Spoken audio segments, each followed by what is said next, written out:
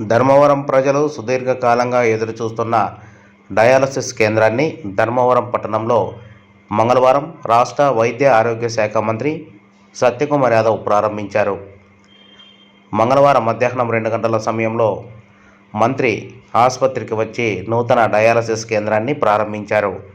ఈ సందర్భంగా మంత్రి సత్యకుమార్ యాదవ్ ప్రజలను ఉద్దేశించి మాట్లాడుతూ, డయాలసిస్ కేంద్రాన్ని ప్రారంభించే ముందుగా ఈ డయాలసిస్ కేంద్రం కోసం విలువైన స్థలాన్ని ఇచ్చిన దాతలను గుర్తించాలని, వారిని సన్మానించిన తర్వాతనే ఈ కార్యక్రమం మొదలు పెట్టాలని అన్నారు.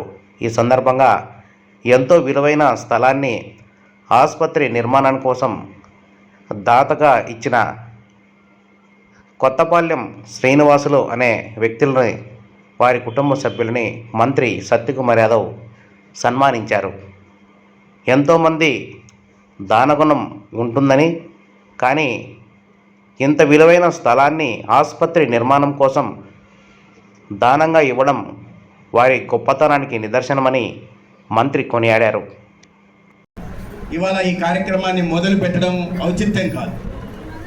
ఈ సందర్భంగా ఇటువంటి విలువైన స్థలాన్ని ఆసుపత్రి నిర్మాణం కోసం ఇచ్చిన దాతలు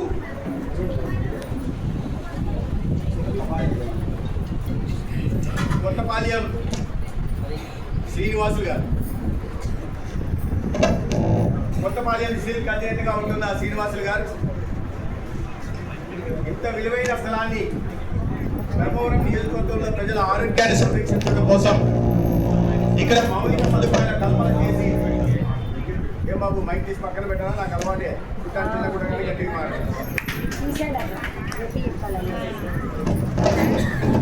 చేసి తన డాక్టర్త్వాన్ని చాటుకున్నారు.